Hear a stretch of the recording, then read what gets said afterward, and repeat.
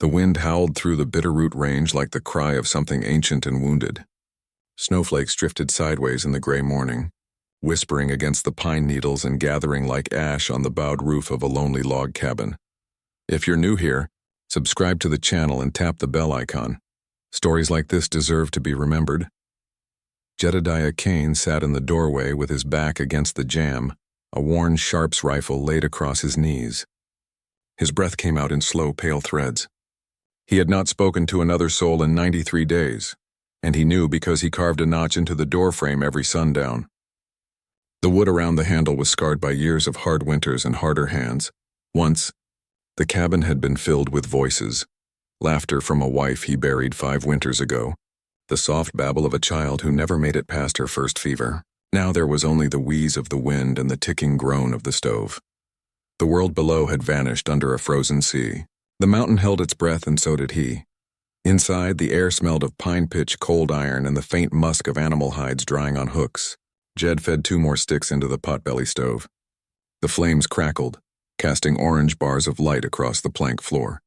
He moved with the slow caution of a man who had long ago learned not to waste his own strength. A journal lay open on the table, its pages smudged, its spine bent like an old soldier's back. He dipped his pen and wrote, "Still snowing. No tracks but wolf and elk. Traps iced over. Silence pressing in from all sides. I keep hearing their laughter when I close my eyes. Maybe I deserve that." The ink bled where his hand trembled. He closed the journal and sat there a long time, staring at the crooked words as if they might crawl off the page and escape him. By midday, he had pulled on his buffalo coat and tramped into the drifts, breaking a new path toward his trapline along the creek. The silence of the forest was almost holy. Even the crows seemed to hold their voices in the cold. Ice crusted the creek in shattered panes, the water whispering below like secrets it dared not tell. A pine marten dangled in one of his snares, stiff with death. He knelt, worked the snare loose, and muttered an apology to it. A habit from the war when speaking to the dead was the only way to keep them from following you. He set 2 new traps with careful, numb fingers, and began the slow climb back to the cabin as gray clouds swallowed the ridgeline. That was how he lived. Small motions, few words, no dreams. Each day indistinguishable from the last, night fell with a suddenness that felt like an ambush. The wind shifted, carrying a smell that did not belong. Wood smoke, faint and thin, almost lost in the pine. Jed's shoulders tensed as if pulled by a string. No one lived within 30 miles. No one came up here unless they wanted to disappear, or make something disappear. He banked the fire low, darkened the windows with burlap, and stood in the cold center of the room listening. Nothing but the crackle of sap in the stove and the faint hiss of falling snow. Still the scent lingered, threading through the night like a memory. He tried to sleep. Couldn't. At some hour past midnight he rose and slipped on his boots, moving with the silent discipline of old soldiers. He eased the door open. The cold bit at his face like steel. Outside, the moon had drowned behind heavy clouds. The forest was a cathedral of shadow. His breath ghosted from his mouth as he stepped onto the porch and let his eyes adjust. Then he saw it. Far down slope, beyond the frozen creek and half shrouded by blowing snow, a thread of orange flickered between the trees, faint and wavering, as if someone shielded it behind their hands, a torch, moving. His heart lurched against his ribs. No traveler in their right mind would be up here in this weather, not at this hour, which left only the other kind, the desperate, the hunted, or the hunters. Jed stood in the darkness a long moment, the cold gnawing through his coat, the rifle's weight steady and familiar in his hands. Somewhere deep inside, a part of him he had buried with his family stirred awake like an old wound. He whispered into the night, voice cracked and hoarse from disuse. "Who in God's name are you?" The torchlight bobbed once more. Then it vanished among the trees as if the mountain itself had swallowed it. Jed lowered the rifle. The silence returned, heavier than before, as if the whole world had taken a breath and refused to let it go. He closed the cabin door, barred it with a beam of pine, and sat by the dying fire until dawn began to gray the edges of the world. He did not sleep. He only watched the window, waiting, knowing something was coming, and for the first time in years. He almost felt alive. The sound woke him, soft like the scrape of a branch against the door, but steadier. Not the wind, not an animal, Something human. Jedediah Cole rose from the chair where he had dozed with the rifle across his lap. The embers in the stove had sunk to a dull red glow, breathing faint warmth into the room. Dawn's first colorless light leaked through the seams of the shutters. He held his breath and listened. There it was again. 3 faint knocks, then silence. He unbarred the door with slow, measured hands the way he might open a coffin he feared wasn't empty. Cold rushed in like a ghost, and there they stood. 2 young women, bare-skinned, shivering, their dark hair tangled with ice, their feet raw and bleeding against the snow. Steam curled from their shoulders in the bitter air. Their arms wrapped around each other, trembling as if their bones themselves were shaking loose. For an instant, Jed thought he was dreaming. The vision was so out of place against the desolate white that it struck him like a hallucination. Then one of them whispered something in a language he hadn't heard since the army years, when Lakota scouts rode with the U.S. cavalry. The word came out broken, half swallowed by chattering teeth. Please. Jed stared at them as if staring could force sense into the moment. The taller of the 2 had fierce, steady eyes despite her trembling. The younger looked dazed, her lips blue, her gaze unfocused like a deer about to collapse. His mind reeled through old habits, danger, risk, consequences. 2 Lakota women on his doorstep meant trouble no matter how he cut it. If white men found them here, he'd be called a traitor. If their own tribe found them, they might call him a kidnapper. Either way, it was death waiting to happen, and yet he could see their ribs with each shuddering breath. If he left them out there, they wouldn't last an hour. Something in him, some ragged thread of humanity he hadn't used in years, pulled tight until it hurt. Inside, he said quietly. They hesitated. The younger swayed on her feet. The older caught her under the arms. Jed stepped aside. They crossed the threshold as if stepping into another world. He shut the door behind them and barred it fast. The sudden warmth of the cabin struck them like a blow. The younger girl collapsed to her knees on the plank floor, letting out a hoarse gasp. The older lowered with her, wrapping her thin body around her sister's to hold in what heat she could. Their breath fogged in the air like steam from a thawing river. Jed turned away, ashamed at their nakedness, though they seemed beyond shame. He grabbed 2 thick wool blankets from his cot and crouched, draping them around their shoulders.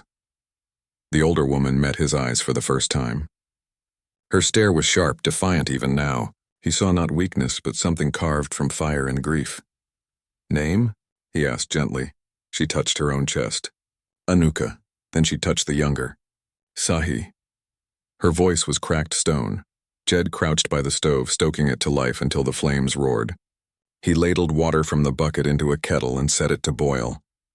Behind him, the 2 sisters huddled so close to the stove that their skin almost smoked, the heat biting at their half-frozen flesh. Sahi murmured something in Lakota. Anuka hushed her softly, like a mother calming a frightened child. There was no fear in Anuka's tone, only iron determination stretched thin. Jed's gaze flicked to their feet, white and blistered from the snow.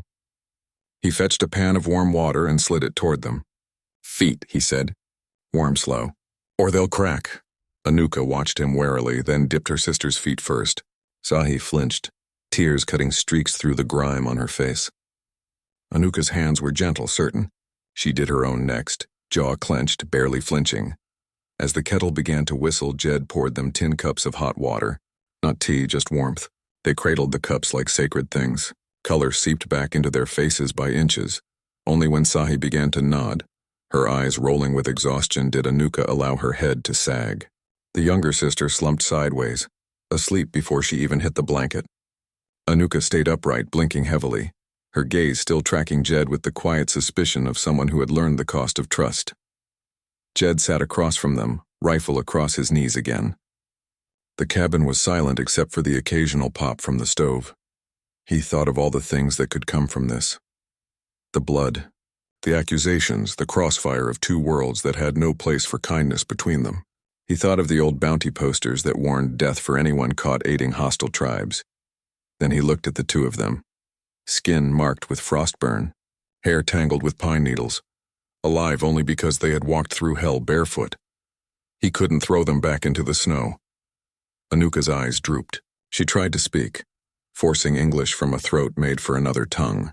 Bad men, fire, shot horses. We run, Jed nodded slowly, not pressing her for more. Not yet.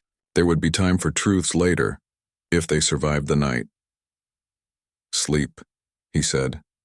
Her lips tightened in something like resistance, like she wanted to stay awake to guard her sister, to guard herself from him, but exhaustion pulled her down like a tide. Within moments, both sisters were still. Their breaths rose in soft, steady clouds. Jed sat awake long after. The snow whispered at the windows. The fire settled into quiet embers, stared at the sleeping forms on his floor. Two, refugees from a world that would never forgive them for surviving, and felt the old familiar weight of choice pressing on his chest. Once, he had sworn never to save anyone again. It had cost too much. And yet, as he watched Anuka curl an arm protectively over Sahi even in sleep, something in him shifted like a mountain cracking under spring thaw. He didn't know if he had just rescued them, or doomed them all. Snowmelt dripped from the cabin's eaves like tears from a weathered face. The world outside was still gray and raw, yet something inside that lonely wooden refuge had begun to stir. Not just warmth from the fire, but the faint breath of trust awakening after long winter silence. For days after Jed found them, the sisters moved like shadows across his cabin. Fragile shapes wrapped in borrowed wool, their hair still streaked with ash from the ruins they'd fled. They spoke little, only in hushed Lakota words he couldn't understand. But one evening, as the wind softened outside, Anuka knelt near the hearth and drew shapes in the dirt floor. Jed watched, silent as she traced the outline of a teepee, then struck it through with a jagged slash. She tapped her chest, then pointed east. "You're home?" he asked gently. Anuka's dark eyes flicked to him, glimmering. She nodded once. Then she drew small figures around the teepee, circles for children, tall lines for warriors, and with a trembling finger smeared them out. Jed's breath caught. He didn't need words to know they had been taken or killed. Sahi, crouched near her sister, gave a soft sound at half-cry, half-song. The sound lanced through the room like an arrow of sorrow. Jed felt his throat tighten. "I'm sorry," he said, though the words were brittle and useless in his mouth. The next mornings passed quiet but less cold. While Jed chopped wood, the sisters sat in the sun, warming their hands and speaking in broken English. Piece by piece, he pieced together their past. Their father, they said, had been a Lakota elder named Wikasa. He had walked miles to plead with white officials not to cut rail lines through their winter camp. Said the land was sacred. Said peace was possible. Jed pictured him, proud, unarmed, standing against men with rifles. The sisters' voices cracked when they spoke of the night the raiders came. White men on horseback had thundered down with torches, firing into the lodges. Smoke, screaming flames. Anuka had dragged Sahi through a gap in the riverbank while the world behind them turned red. Jed could smell the memory in their words. Burning hides, trampled earth, gunpowder. He had ridden with soldiers once. He knew what a raid left behind, and now they were here. Alive but hollow-eyed, like ashes that still remembered the fire. Jed started showing them the small crafts of survival. One gray dawn, he handed Anuka his old rabbit snare, the cord rough in her calloused fingers. They followed him into the willows, their breath clouding the morning air. He showed them where the rabbits tunneled, how to read the tiny claw marks in the mud. Anuka watched sharply, her face unreadable. When the snare caught its first twitching hair, she ended it quick with a stone, her motions precise, merciful. Sahi flinched at the kill, then helped skin it by the hearth later, hands trembling. Jed said nothing, only showed her the clean pull of the blade. In return, they began to teach him words. "Thathanka," Anuka said one night, pointing to the tanned buffalo hide near his bunk. "Buffalo. Buffalo," he echoed, and she smiled faintly. They sang low chants as they worked, old Lakota melodies that rose like mist in the rafters. The sound was strange and haunting, yet something in Jed's chest loosened when he heard it. At first, they barely glanced at him. But slowly their eyes lingered longer. They began to laugh softly at his attempts to speak their words, at the way his tongue stumbled over the sounds. The laughter was like thawing river ice, startling, then beautiful. One night, as the last logs cracked in the hearth, Jed caught Anuka watching him. Not with fear, with something steadier, fiercer. Her hair fell loose over her shoulders, black as raven wings, Firelight danced in her eyes like sparks caught in dark water. Jed looked away too quickly. He busied himself cleaning his rifle, though it was already clean. His hands rigid. She was young, proud, forged from grief, and he was a broken man who had buried love years ago under the same cold earth as his wife. He had no right even to feel the stirring that rose in him like spring sap. But when Anuka rose to bank the coals, her shoulder brushed his arm, and that small touch left his breath unsteady. Sahi had fallen asleep curled in a blanket. The cabin seemed to shrink to only the two of them and the soft hiss of burning wood. Jed's mind screamed against it. No. You are here to protect, not to desire, yet the silence between them throbbed like a heartbeat. Later, alone outside, Jed stood under a sky washed with stars. Snowmelt dripped from the eaves onto the thawing earth, a slow rhythm like the ticking of time. He thought of his wife, Mary, the way the fever had hollowed her cheeks, the way he had stood helpless by her bed, praying and failing her. He thought of Anuka's eyes, of how alive they were, how defiant. A shudder passed through him. He felt like a man standing too near a cliff's edge, drawn and terrified. Love was a luxury he had buried with Mary. He had sworn never again. But this, whatever was awakening in him, did not ask permission. It rose like green shoots through frozen ground. At dawn, mist curled from the thawing river. The sisters knelt near the cabin, chopping kindling, their laughter drifting soft as birdsong. Jed paused on the porch, watching them. Anuka glanced up. For the first time, her eyes held no caution. She gave him a slight nod, small as the first bud of spring. Jed felt it like sunlight breaking through storm clouds. Fragile, undeserved, but real. Inside, the fire crackled warm. Outside, winter loosened its grip. And in the quiet space between, something new was being born. Not love, not yet, but hope. Snowmelt pattered from the roof into dark earth, where the first wildflowers would soon rise. Jed saw them from the ridge above his cabin. 5 riders, dark shapes against the pale, thawing hills, moving slow but steady through the brittle grass. Their horses threw up clods of mud as they climbed from the riverbed, spurs flashing dull in the sun. He crouched low, heart thudding. The war had ended years ago, yet he knew the cut of their silhouettes. Slouched hats, long dusters, rifles slung careless but ready. Bushwhackers. The same breed who had burned villages and scalped survivors for bounty money. And as they drew nearer, Jed saw a scarred man riding point, a raw line down his cheek like lightning frozen in flesh. Caleb Stroud. Jed's gut went cold. He had seen Stroud before, once in Missouri, torching a farmhouse while screams howled inside. And now he was here. Jed slipped back down the slope, boots whispering over thawing pine needles. The air felt too still, like the earth was holding its breath. The cabin lay quiet below, smoke trailing from the stovepipe. Inside, Anuka and Sahi knelt by the hearth, threading rabbit hides with bone needles, their laughter soft as thawed streams. He stepped in, shutting the door hard enough that they looked up, startled. "Riders," he said.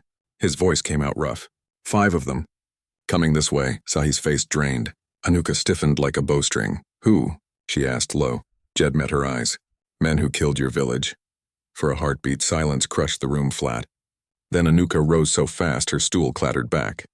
Her voice cracked like flint. "We fight," Jed stared. "No, we hide. They will kill again." Her English splintered, but her meaning cut clear. "They kill my father, my people. I take their blood." Sahi's breath trembled. "Anuka." But Anuka's gaze burned on Jed. "You have gun. You fight with me." He felt something old stir, the part of him that once rode with blue-clad soldiers, saber raised when death was the only language left. He shoved it down. "You don't know what they'll do to you," he said, voice tight. "These men, they don't kill clean. They break people first." Anuka stepped close, eyes blazing. "You think I am small, helpless. I think you're alive," Jed said. "And I aim to keep it that way." The fire hissed between them. Jed dragged the trapdoor rug aside, revealing the root cellar hatch beneath. The air that rose was cold and smelled of earth and stored potatoes. "Down," he ordered. Anuka's jaw clenched. Sahi touched her arm, whispering in Lakota. Anuka ripped free. "Coward," she spat at Jed. "I've been a coward plenty," he said. That's how I lived this long. She glared at him like a knife blade quivering in a beam, then finally ducked down the ladder, rage stiff in every motion. Sahi followed, pale as milk. Jed shut the hatch, dragged a crate of kindling over it, and stood breathing hard. The cabin felt hollow now, like the soul had been sealed underground.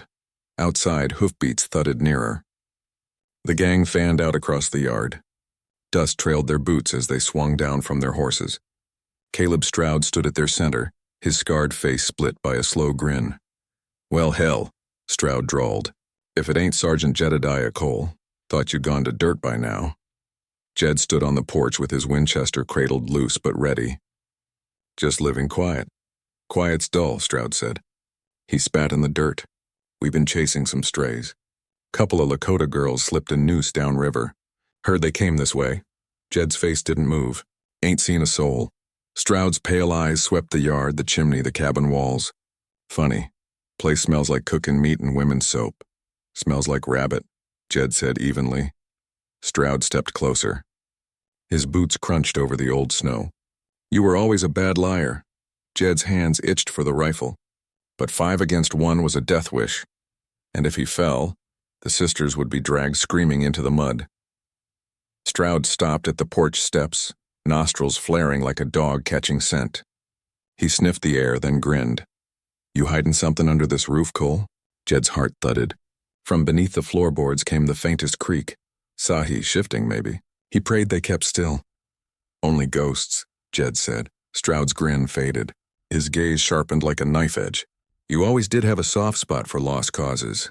The other riders chuckled low. One spat tobacco juice on the porch rail. Jed forced his shoulders loose like a man too tired to care. "You best move on. Ain't nothing here but empty land and my bad temper." Stroud walked past him into the cabin without asking. Mud dripped from his spurs onto the plank floor. Jed stayed on the porch, sweat cold on his neck. Through the doorway, Stroud's boots thudded slow, deliberate. He sniffed at the pot on the hearth, lifted the lid. "Rabbit," he muttered. Like he said. He knelt, ran a finger through the dirt floor, right near the rug that hid the cellar hatch. Jed's stomach knotted. Then Stroud stood, stretched and sauntered back out. "Guess you're clean," he said. For now. He swung into his saddle. The others followed, though their eyes lingered too long on the cabin. Stroud tipped 2 fingers from his hat. "If you see them girls, Cole, tell 'em the blood riders are coming. We don't leave debts unpaid." They rode off slow, dust swallowing them as the sun slid low. Jed waited until they vanished over the ridge. Only then did he let his breath go. His hands shook as he shoved the crate aside and wrenched the hatch open. Anuka burst out first, fury still smoldering in her eyes. "You shame me," she hissed. "Hide like moles while they laugh. They would have cut you to ribbons," Jed snapped. "I won't see more blood on this floor." Anuka's voice rose, sharp with grief. "You think I am child? I am daughter of Wikasa. I will not live afraid." Her words hit like blows, and behind her fire he saw something raw. Not just rage, but the hollowed wound of someone denied justice. Jed's voice softened. "You will live. That's what matters." She stared at him, breathing hard. Then she turned away, shoulders trembling, and stalked into the trees. Jed stood alone in the yard as dusk bled across the sky. The hills bruised purple under the sinking sun. Far off, the riders' dust still hung in the air like old smoke. The world was holding its breath again, and Jed knew this peace would not last. Dawn split the horizon like a blade of cold fire, and the pine forest held its breath as Jed Kane hammered sharpened stakes into the frozen earth. The cabin stood hushed under the paling sky, smoke whispering from its stovepipe, frost silvering the window panes. Jed's hands were raw and bloodless from the cold as he looped wire snares across the trail, laid bear traps under brush, and packed powder charges in hollowed logs. His breath came white as gun smoke. This was no hunt. This was a reckoning. Inside, Anuka and Sahi knelt by the hearth, stringing flint-tipped arrows, their faces lit by the low orange fire. Their silence was no longer fear but resolve, a taut quiet like bowstrings drawn back. Jed stepped inside, stamping snow from his boots. "You can still run," he told them, voice gravel rough. "Slip east through the creek bed. Be halfway to the Bitterroot Pass by nightfall." Anuka lifted her gaze. Her eyes were dark as wet stone. "We stay." Jed's jaw worked. They'll come with fire and lead. You could die, so could you, she said. Sahi nodded, small but steady. We fight. Something shifted in Jed then, a weight turning over inside his chest. They were no longer the shivering ghosts who had come to his door. They were warriors. The first crack of hooves came near noon, faint as distant thunder. Jed's traps had been waiting like buried teeth. A rider's scream tore the stillness as his horse went down in a tangle of wire and snow, and the blood riders howled like wolves. Rifles flared. Bullets ripped splinters from the cabin logs. Jed fired from the porch, his Winchester kicking hard, echo rolling through the valley. Anuka loosed arrows from the loft window, each shaft a whisper of death. Sahi darted from shadow to shadow, lighting fuses on the powder logs they had buried near the pine grove. Smoke thickened. The smell of pitch and black powder stung the air. Stroud came through the smoke like a devil out of Jed's nightmares, his scar burning red in the firelight. He spurred straight for the porch, revolver blazing. Jed dove behind the trough as bullets chewed wood to splinters. He came up firing. One shot took a rider in the chest, hurling him backward into the snow. Anuka's arrow struck another through the throat, but Stroud reached the pines and set them alight. Flames leapt from trunk to trunk, devouring pitch-dry needles with a roar like a charging beast. Heat slammed across the yard in waves. Smoke clawed at their lungs. Fall back! Jed bellowed. But Anuka was already moving through the fire line, hair streaming, eyes fierce. Stroud came out of the blaze, pistol leveled, grinning through the soot. Should have stayed dead, Sergeant, he hissed. Jed rose from the smoke, rifle steady, despite the blood running down his arm. The world shrank to the space between them. Stroud fired first. The ball slammed into Jed's ribs, spinning him sideways. Pain, white-hot, stealing his breath. But Jed held on. He thought of the sister's father, cut down with his hands raised in peace. He thought of the girls sleeping in the cellar, and of his own family buried far away, whom he had failed to protect. Not again. Jed fired. The shot hit Stroud square in the chest, the impact jerking him back like a marionette with cut strings. He staggered, dropped his pistol, and crumpled into the mud as the fire hissed around him. Jed swayed, blood soaking his coat. The flames leapt closer, crackling up the porch posts. Then Anuka was there, arms under his shoulders, dragging him through the smoke, though she could barely lift him. Hold on, she gasped. Do not leave. Heat scorched their skin as they stumbled through the burning grove. Sahi dashed ahead, flinging wet blankets from the trough onto the fire path to clear a way out. They broke free of the inferno together, collapsing in the snowy yard as the cabin roof sagged and flames roared skyward. Silence fell, broken only by the crackle of dying pine. The blood riders were scattered, dead, fled, or swallowed by the fire they had lit.